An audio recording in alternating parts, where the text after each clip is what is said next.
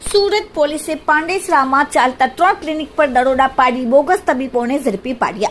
તેમની પાસેથી બીઈએમએસના સર્ટિફિકેટ મળી આવ્યા, જે સુરતના 2 તબીબોએ આપ્યા હોવાનું ખુલ્યું હતું। પોલીસે આ મામલે અત્યાર સુધીમાં કુલ 13 લોકોને ઝડપી પાડ્યા છે। આ કેસમાં પોલીસની તપાસમાં સામે આવ્યું કે ડોક્ટર રાવત અને ડોક્ટર રસીદ સાથે મળીને ધોરણ 10 અને 12 પાસ લોકો બેકારોને 70,000માં બોગસ મેડિકલ ડિગ્રી આપવાનું રેકેટ ચલાવતા હતા। માત્ર એટલું જ નહીં, રજીસ્ટ્રેશન પેટે મહિને 5,000 રૂપિયા વસૂલતા હતા।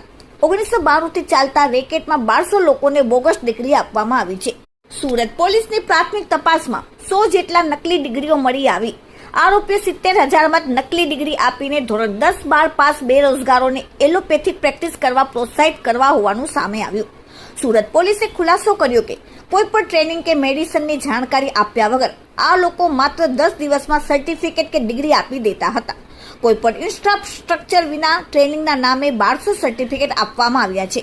આ રેકેટ ચલાવનાર મુખ્ય આરોપી છે 13 લોકોની ધરપકડ કરવામાં આવી છે, જેમાં બોગસ ડોક્ટરોનો પણ સમાવેશ થાય છે। સુરત ઝોન 4ના ડીસીપી ગુજરે જણાવ્યું કે 3 અલગ અલગ ડોક્ટરના ક્લિનિક પર તપાસ કરવામાં આવી। ડોક્ટર પાસેથી ડિગ્રી માંગવામાં આવી।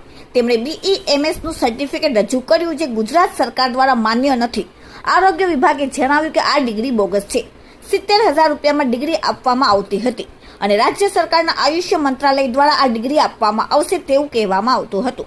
મંત્રાલય board of electro homeopathy medical science હેઠળ આવે છે। તેની મુખ્ય ઓફિસર અમદાવાદમાં છે। આરોપીઓએ લોકોને કહ્યું કે તે પ્રથમ તાલીમ આપશે અને ત્યારબાદ ડિગ્રી આપવામાં આવશે। લોકોની સાથે 1.5 વર્ષની તાલીમ આપવાની વાત હતી, પરંતુ તે માત્ર દેખાવ હતો। તેમની પાસે કોઈ પણ પ્રકારના ઇન્ફ્રાસ્ટ્રક્ચર નહોતું તાલીમ આપવા માટે। વિવિધ લોકો પાસે ₹60,000, 70,000, 80,000 લઈને આ ડિગ્રી આપતા હતા। પૈસા મળ્યા પછી પણ માત્ર 10 દિવસમાં ડિગ્રી છાપી આપવામાં આવતી હતી। ડોક્ટર રસેશ ગુજરાતી આ લોકોને ગેરંટી આપતા હતા કે આ ડિગ્રીના આધારે તેઓ પ્રેક્ટિસ કરી શકશે અને પોલીસ કે આરોગ્ય વિભાગ તેમને પરેશાન નહીં કરે।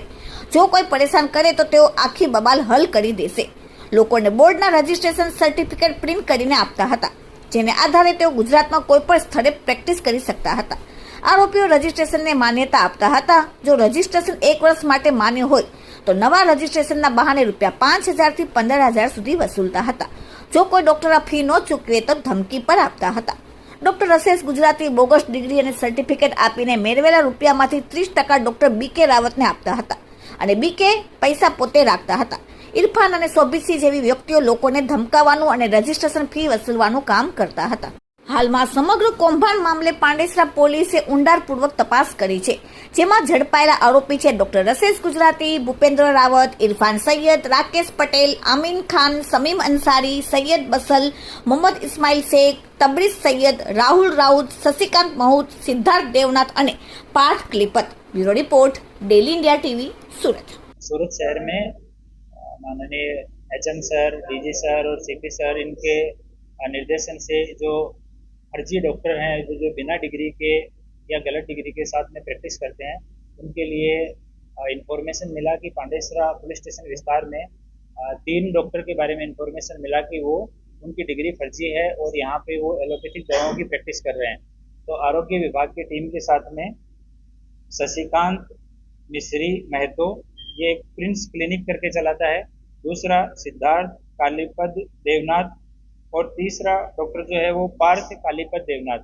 ये तीनों डॉक्टर हैं, ये पांडेसरा विस्तार में एलोपैथिक दवाओं के साथ में प्रैक्टिस करते थे। तो आरोग्य की टीम के साथ में इनके यहाँ पे पुलिस की टीम गई और जब इनकी डिग्रियों की मांगी गई इनसे डिग्री, तो इन तीनों ने बीईएमएस की degree, bachelor of electro homeopathy medical science, इसका एक सर्टिफिकेट दिया और इसका फुल फॉर्म उन्होंने अपने हिसाब से बताया कि ये सर बीईएमएस जो है वो basic of electro homeopathic medical science है।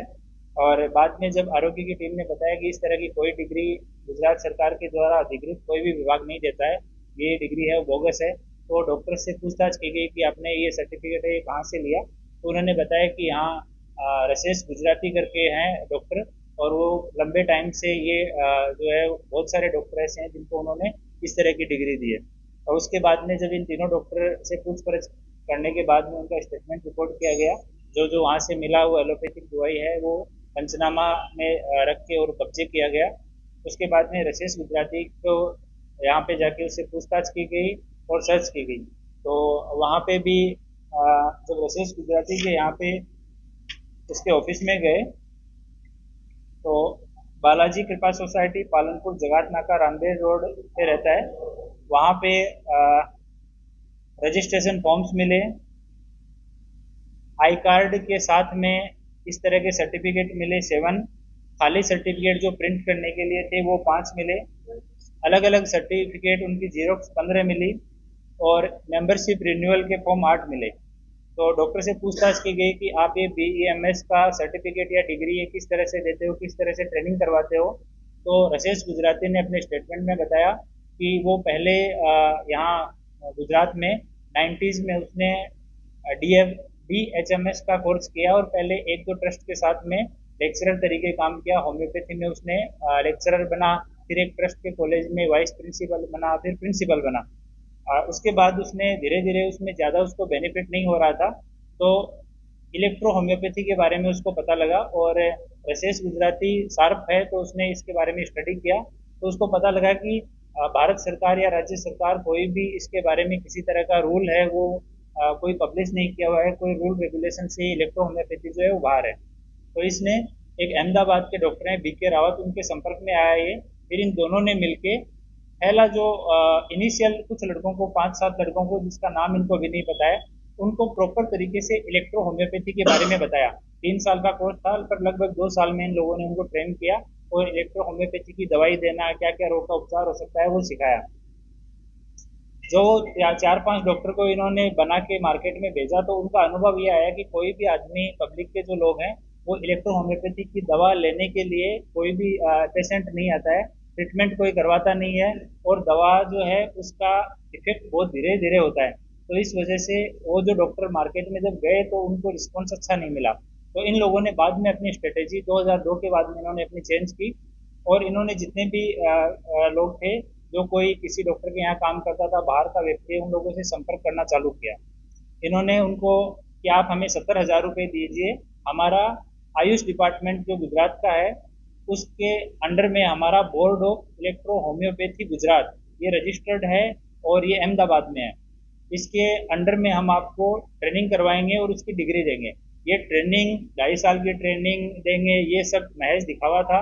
इनके पास कोई इंफ्रास्ट्रक्चर नहीं है ट्रेनिंग देने का, सूरत में भी नहीं है, अहमदाबाद में भी नहीं है। ये 70,000 रुपये किसी से 60, किसी से 70, मौका मिला तो 80 भी अलग अलग आदमियों से लेते थे। लेने के बाद में उनको 10 से 15 दिन में वो डिग्री प्रिंट करके ये लोग दे देते थे और साथ में रसेल जो है वो यहाँ पे उनको गारंटी देता था कि तुम लोग कहीं पे भी जाओ, एलोपैथिक, होम्योपैथिक, आयुर्वेद जो प्रैक्टिस तुम्हें करनी है तुम आराम से प्रैक्टिस कर सकते हो। SMC, पुलिस, आरोग्य ये कोई भी तुम्हारे ऊपर हाथ नहीं डालेगा, इसकी मेरी जिम्मेदारी है। तो ये उनके बीच बीच में घूमता रहता था और उनको एक रजिस्ट्रेशन सर्टिफिकेट ये लोग प्रिंट करके देते थे कि ये हमारे बोर्ड का रजिस्ट्रेशन सर्टिफिकेट है, इसके बाद में आप अधिकृत हैं कहीं पे भी प्रैक्टिस करने के। तो वो सर्टिफिकेट की वैलिडिटी ये लोग रखते थे कि जैसे 1 साल की वैलिडिटी का दिया तो उसके रिन्यूअल के बहाने से 5,000 रुपये से लेकर 15,000 रुपये तक ये पर डॉक्टर का 1 साल का वसूलते थे। और उस कोई डॉक्टर अगर ना बोले कि मैं ये नहीं दे सकता हूँ या कोई जांच पड़ताल करने की कोशिश करे तो उसको अलग अलग तरीके से ये लोग धमकाते थे।